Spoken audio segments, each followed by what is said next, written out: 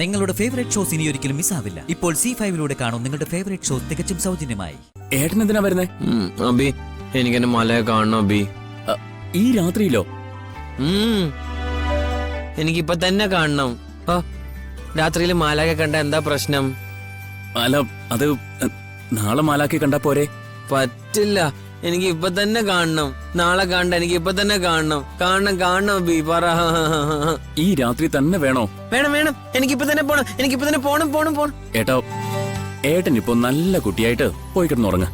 മാലാക്കെ ഞാൻ നാളെ കാണിച്ചു തരാം. അയ്യോ, പറ്റില്ല, അതൊന്നും പറ്റില്ല. എനിക്കിപ്പൊ തന്നെ കാണണം. എനിക്കിപ്പൊ തന്നെ മാലയെ കാണണം. എനിക്ക് മാലയൊക്കെ കാണണം അബി.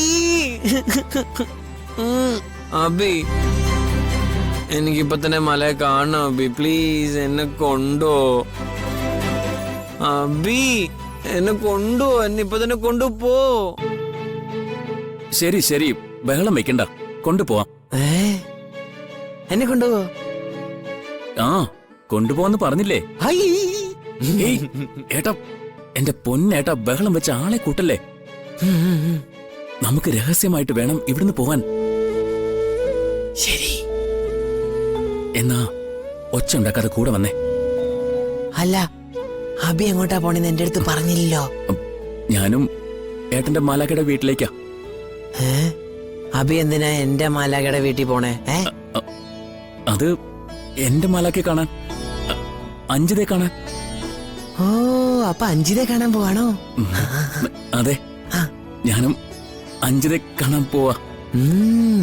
കള്ള, എന്നിട്ടാണ് എന്നെ കൂട്ടാണ്ട് പോണല്ലേ? സോറി ഏട്ടാ. അല്ല, ഇതെന്താ അബി? ഇത് അഞ്ജിതയ്ക്ക് കൊടുക്കാനുള്ള സമ്മാനമാ. Diamond ring.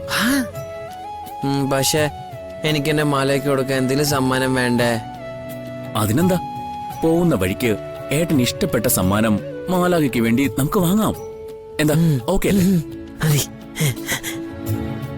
എന്നാ പിന്നെ ശബ്ദം ഉണ്ടാക്കാതെ വേണം നമുക്കിവിടുന്ന് പോവാൻ.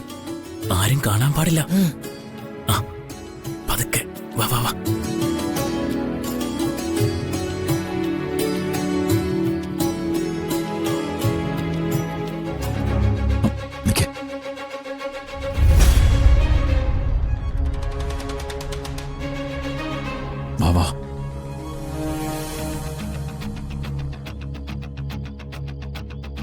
ആ, നീയേ ഈ ടെഡി ബിയറും കൊണ്ട് അവളുടെ വീടിനകത്ത് സൂത്രത്തിൽ കയറണം.